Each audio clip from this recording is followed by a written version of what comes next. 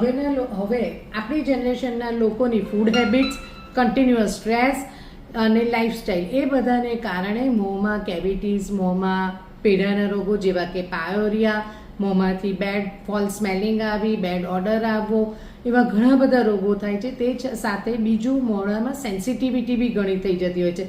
લાળ સુકાવવું એટલે કે મોંમાં ડ્રાય પડવું અને ઝેરોસ્ટોમિયા એવું પણ તકલીફો થતી હોય છે. તેથી દર 3 મહિને કે 6 મહિને તમે સારા ડેન્ટિસ્ટ પાસે જઈને અથવા તો ઓરલ ફિઝિશિયન પાસે આપે જઈ એક વખત ચેક કરાવવું જ જોઈએ, જેથી આપને ખબર પડે કે આપના મોંમાં શું છે. દરેક વસ્તુમાં પાછળથી દાંત કાઢી અને ઇમ્પ્લાન્ટ મૂકવું એ બહુ જ ખોટી પ્રેક્ટિસ છે. તેથી એ પહેલાં એ બધાને આપણે સુધારી શકતા હોઈએ છીએ, મટાડી શકતા હોઈએ છીએ. તેથી પહેલાં તમારે દર 6 મહિને આવવું જ જોઈએ, 3 થી 6 મહિનાની વચ્ચે.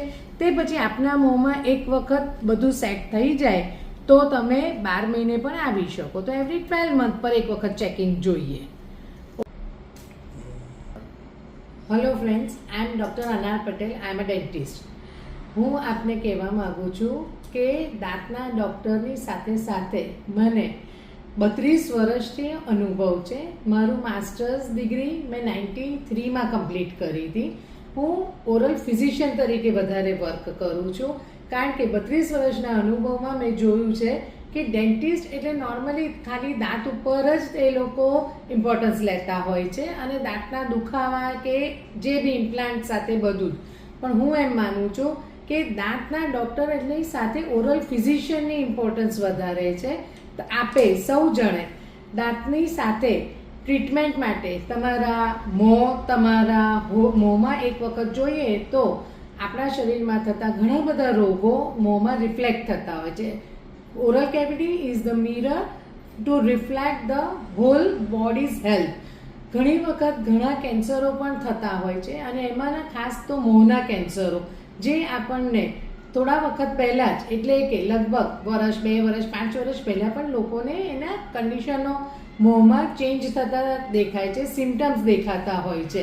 હવે એને માટે જો આપ પહેલાં જાગૃત થઈ જાઓ, આપ પહેલાં સ્ક્રીનિંગ કરાવો અને પહેલાં જાગૃત થઈ જાઓ તો તમને એ કેન્સરમાં કન્વર્ટ થતું અટકી શકે છે. બીજું, prevention is always better than cure. એટલે આપ જો અહીંયા ચેક કરાવવા આવો તો તમે બધું જ તમને મોંમાંથી જ માત્ર ચેક કરી અને આપણે સમજાવી શકીએ.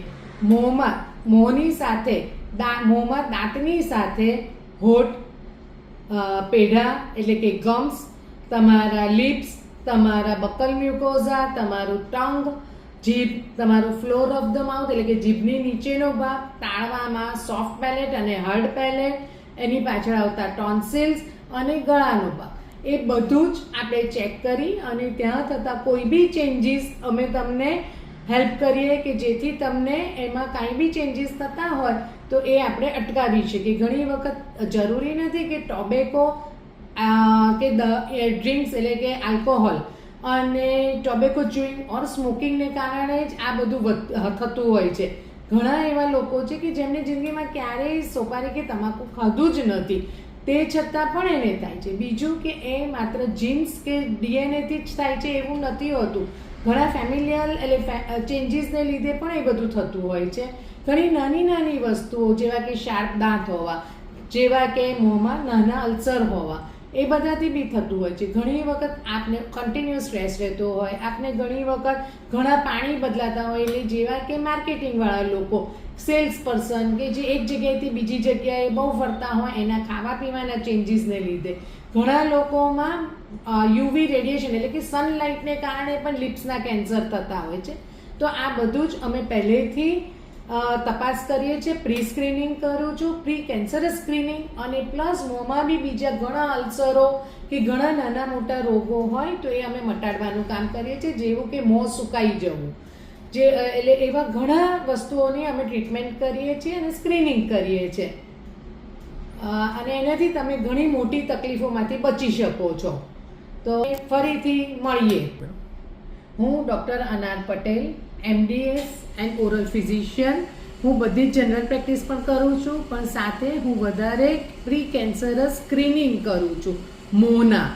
ઓકે, મારું એડ્રેસ શુભ ડૉક્ટર અનાર પટેલ શુભ ડેન્ટલ ક્લિનિક, 4 મૈત્રીનગર સોસાયટી, પ્રગતિનગર પાસે, નારણપુરા, અમદાવાદ. અમદાવાદ 380013. મારો ફોન નંબર છે 9426044806.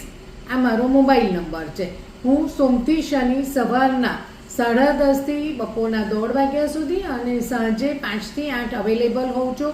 હું અપોઇન્ટમેન્ટથી કામ કરતી હોઉં છું, તેથી આપે મારો ફોન નંબર પર અપોઇન્ટમેન્ટ લઈ અને આવવું. આ મારો ક્લિનિક નંબર છે.